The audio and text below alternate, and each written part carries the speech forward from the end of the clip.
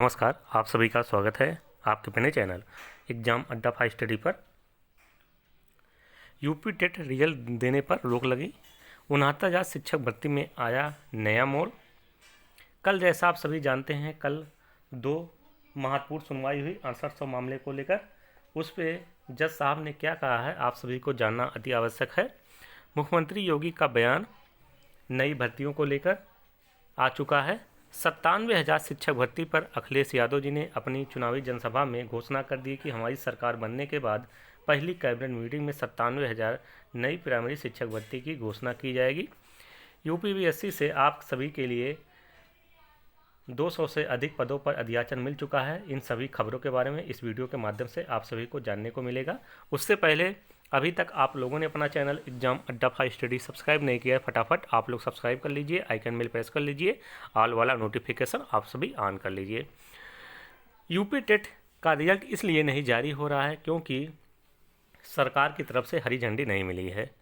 उसके बाद पीएनपी के सचिव ने स्पष्ट कर दिया है कि अब जो यूपी टेट का रिजल्ट है अब वो चुनाव के बाद यानी 10 मार्च के बाद सरकार से परमिशन मिलने के बाद मिलेगी। यानी जो भी नई सरकार मिलेगी, सरकार उत्तर प्रदेश में बनेगी, उससे परमिशन मिलने के बाद आप सभी का यूपी टेट का रिजल्ट घोषित होगा। तो आप लोग घबराइए मत, क्योंकि आप लोग के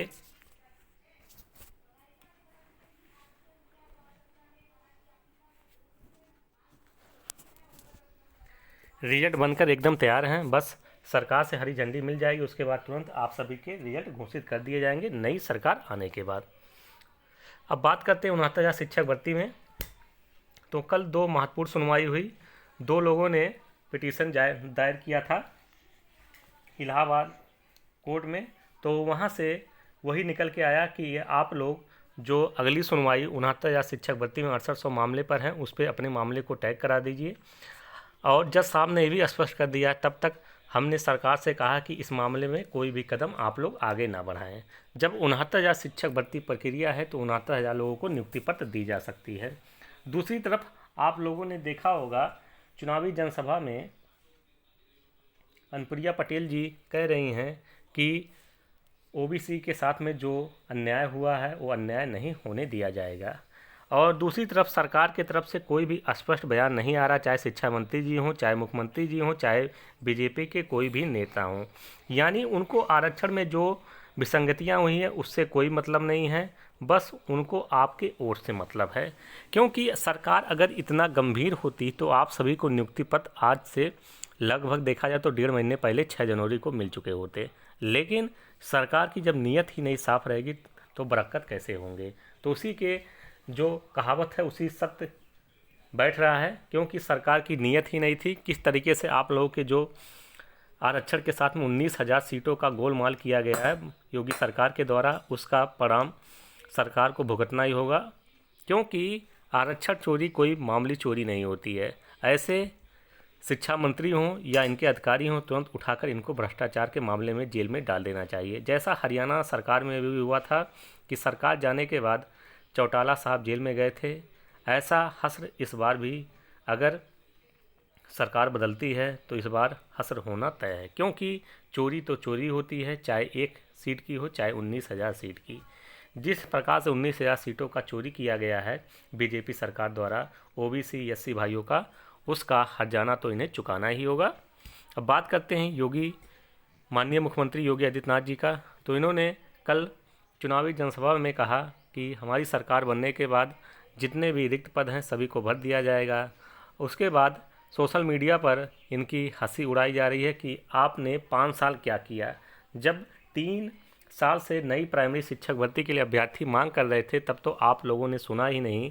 क्या पता आपकी सरकार बनने के बाद जितने भी सेक्टर हैं सभी को आप प्राइवेट कर दें, निजीकरण कर दें, जैसे केंद्र सरकार कर रही है। उसके बाद इनके बयान को एकदम हंसी मजाक के साथ उड़ाया जा रहा है। क्योंकि जब वर्तमान सरकार सत्ता में रहते हुए जो देखा जाए, सत्ता में रहते हुए जब वैकेंसी नहीं जारी की, क्या पता जब सत्ता में आने के बाद पिछले 5 साल आप लोग ऐसे बेरोजगार रह जाएं। तो आप लोग अपने वोट को सोच समझ कर वोट कीजिए, क्योंकि वर्तमान की जो सरकार है बीजेपी की सरकार, इसका कोई भरोसा नहीं कि किस सेक्टर को प्राइवेट हाथों में दे दिया जाए। आप जिस सेक्टर में नौकरी की तलाश कर रहे हैं, चाहे आप प्राइमरी शिक्षक भर्ती की बात की जाए, क्या पता उसको भी प्राइवेट सेक्टर में दे दिया जाए। और आप लोगों ने पेपर के माध्यम से देखा होगा कि 2035 तक जितने भी माध्यमिक प्राइवेट कॉलेज हैं, यानी स्वपोषित हों या आपके एडेड माध्यमिक विद्यालय हैं, सभी को बंद कर दिया जाएगा। तो जिस हिसाब से एजेंडा चल रहा है, उस हिसाब से गरीब तबका ना पढ़ पाएगा ना नौकरी पाएगा। यही जब सभी प्राइवेट हो जाएंगे संस्थान, तो आरक्षण ख़त्म हो जाएगा। तो आप लोग समझते ही होंगे।